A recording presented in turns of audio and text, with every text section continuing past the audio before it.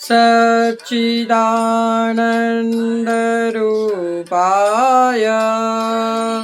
विश्वोपत्यादिहेतवे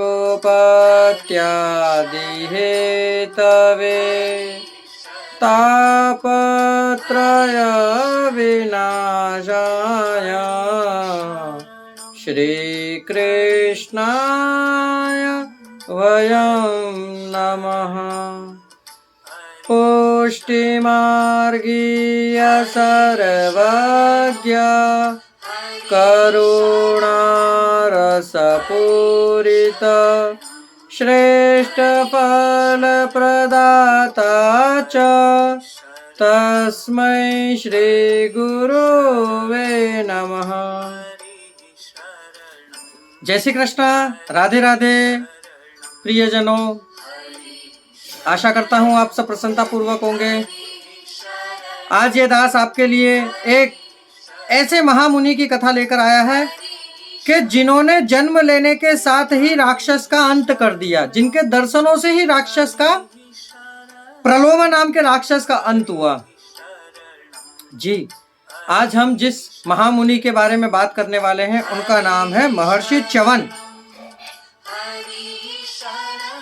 महामुनि च्यवन की कथा प्रारंभ करने से पहले दास आपसे विनती करना चाहेगा कि यदि आपने हमारे चैनल को सब्सक्राइब नहीं किया तो ऐसी ही नित्य प्रति कहानी कथा सुनने के लिए हमारे चैनल को सब्सक्राइब करें, बेल आइकन बटन को दबा दीजिए, कमेंट में राधे राधे लिखिए और लाइक आपको लगे तो करिए, अन्यथा कोई ज़रूरत नहीं है लाइक की, परंतु कमेंट बॉक्स में राधे राधे अवश्य करें। तो चलिए शुरू करते हैं आज की कथा महर्षि च्यवन की। कहते हैं, लोक प्रजापति भगवान ब्रह्मा जी ने वरुण के यज्ञ में एक पुत्र उत्पन्न किया जिनका नाम था भृगु। भृगु ऋषि ने पुलोमा नाम वाली स्त्री के साथ विधिवत विवाह किया। पुलोमा जब गर्भवती थी तो उन्हें एक प्रलोमा नाम वाला राक्षस सूकर का रूप बनाकर उठा ले गया। सूकर यानी कि सुअर का रूप बनाकर उठा ले गया। पुलोमा रोती जाती थी। तेज दौड़ने के कारण ऋषि पत्नी का गर्भ चवित हो गया। चवित यानी कि गर्भपात हो गया, जिससे एक महा तेजस्वी पुत्र उत्पन्न हुआ। उस पुत्र को देखते ही वह राक्षस उसके तेज से भस्म हो गया। वे ही ऋषि महर्षि च्यवन हुए।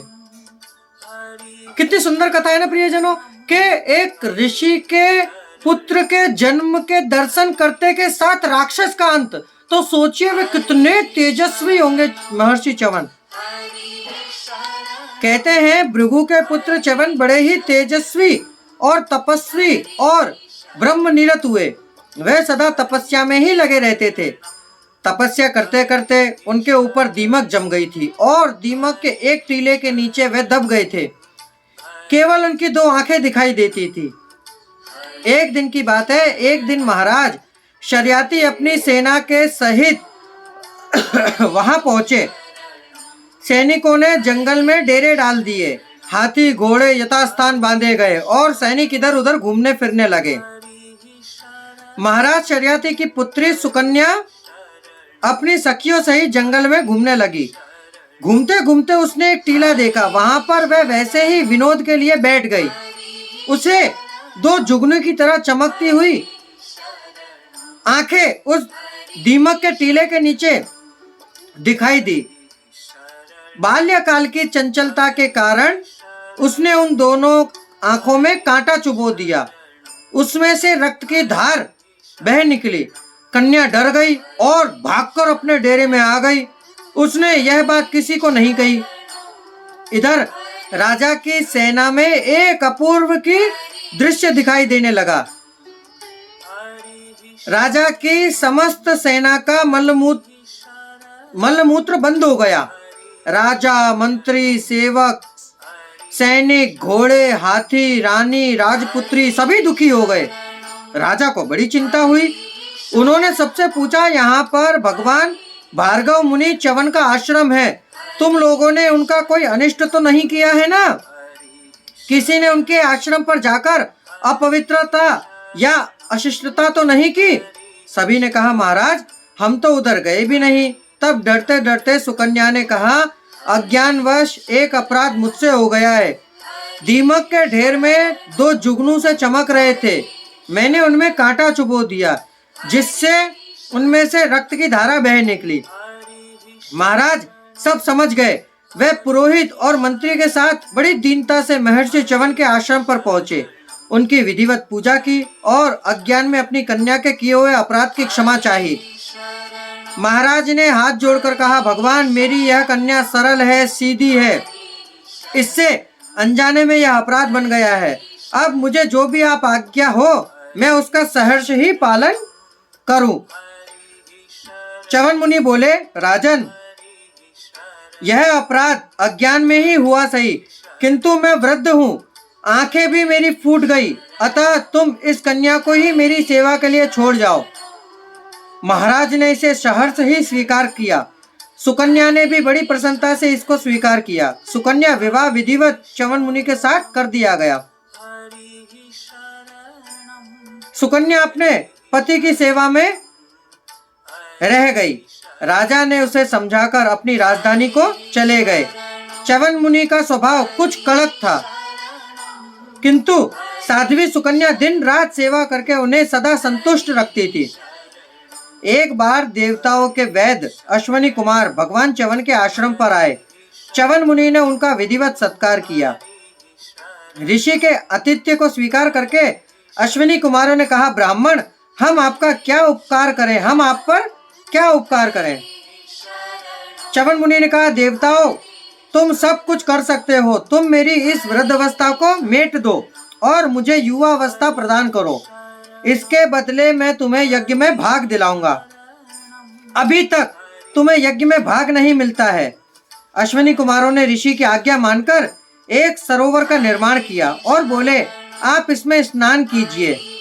ऋषि उसमें स्नान करके ज्यों ही निकले, तब सुकन्या ने क्या देखा कि बिल्कुल एक ही आकार के 3 देवतुल्य युवा पुरुष उसमें से निकले। असल में अश्विनी कुमारों ने सुकन्या का पतिव्रता की परीक्षा लेने के लिए ही अपने भी वैसे ही रूप बना लिए थे। तब सुकन्या ने अश्विनी कुमारों की बहुत प्रार्थना की कि मेरे पति को अलग कर दीजिए। सुकन्या की स्तुति से प्रसन्न होकर अश्विनी कुमार अंतर्ध्यान हो गए और सुकन्या अपने परम सुंदर रूपवान पति के साथ सुखपूर्वक रहने लगी। च्यवन ऋषि की वृद्धावस्था जाती रही और उन्हें आंखें फिर से मिल गई। उनका तपस्या से क्षीण जर्जर शरीर एकदम बदल गया। वे परम सुंदर रूपवान युवा बन गए। एक दिन राजा अपनी कन्या को देखने आए। पहले तो वह ऋषि को ना पहचान कर कन्या पर क्रुद्ध हुए। जब उन्होंने सब वृत्तांत सुना तो कन्या पर बड़े प्रसन्न हुए और उन्होंने ऋषि की चरण वंदना की कि आपके तप के प्रभाव से हमारा वंश पावन हुआ। उन च्यवन ऋषि के पुत्र प्रमति हुए और प्रमति के रूप रुरु के शुनक हुए। यह सब भृगु वंश में उत्पन्न होने से भार्गव कहलाए। तो देखिए प्रियजनों, कितनी सुंदर कथा है। यदि आप और हम ऋषि मुनि को अपमान ना करके केवल उनकी सेवा अर्चना करें, केवल उनकी